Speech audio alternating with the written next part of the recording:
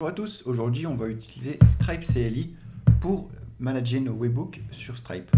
Donc avant, moi je passais par ngrok, c'était un service qui me permettait d'exposer mon serveur, enfin mon petit projet qui tourne en local sur internet pour que le webbook de Stripe puisse lui envoyer des requêtes. Donc c'était assez compliqué et maintenant je passe sur Stripe CLI qui est beaucoup plus simple et qui est fait pour ça. Donc on va voir ça tout de suite. Donc déjà on va l'installer avec Homebrew. Donc si vous n'avez pas installé Homebrew, je vous invite à le faire en cliquant ici, là. Et si vous l'avez déjà, vous tapez juste cette commande pour installer Stripe CLI. Ensuite on va faire un Stripe Login pour se connecter de notre terminal.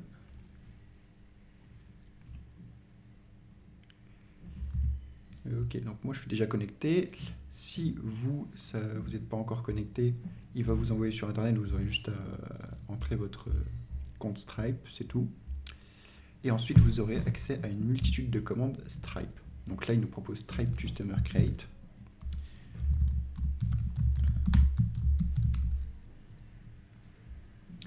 Et il va donc créer là il a créé un customer sur notre compte Stripe. Donc on peut récupérer l'ID et en faire quelque chose. Vous pouvez avoir accès à la liste des commandes disponibles en faisant "-h". Et là, il nous dit quelle ressource de commande est disponible. Les ressources de commande, c'est donc tout ce que vous pouvez créer sur Stripe, donc des paiements, des factures, des customers, des abonnements, tout ce que vous voulez. Donc si vous voulez avoir accès à toutes ces commandes-là, il faut faire un Stripe Resource Help. Donc là, juste avant, vous pouvez voir, juste avant qu'on passe à autre chose, vous pouvez voir toutes les choses disponibles avec la commande Stripe. Donc vous pouvez afficher les logs simplement en faisant Stripe Log. Regardez si l'API Stripe est disponible en faisant Stripe Statut. Là, c'est des petites options pour vous améliorer la vie si vous avez des trucs particuliers à faire. Et puis là, c'est les petites options genre désactiver la couleur ou changer d'API key ou mettre un nom de projet particulier, des choses comme ça. Donc on va faire le Stripe Resource Help là. Et voilà, on peut voir tout ce qu'on peut créer. C'est assez fou. Donc on peut mettre même des remboursements, des setup intent, des schedule subscription. Bon, il y a vraiment tout quoi.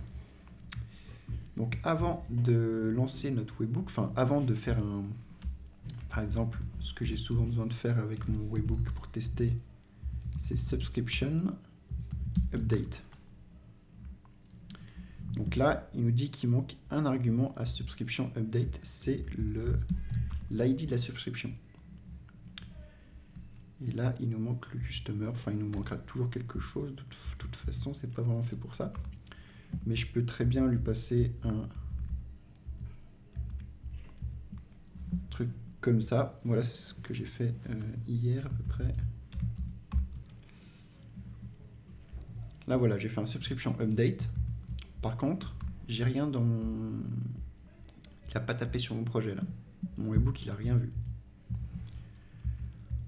Donc pour ça... Pardon. Pour ça, il faut faire un Stripe Listen Forward To. Ça veut dire que tous les webbooks qu'il doit envoyer, il les envoie sur votre local. Donc là, il faut bien mettre votre adresse de votre projet local. Et ensuite, tout marchera. Donc moi, c'est 127.0.0.1 port 8001. Et ma route du webbook Stripe, c'est /webbook/Stripe. Donc je fais ça. Il lance son truc. Voilà, il est content.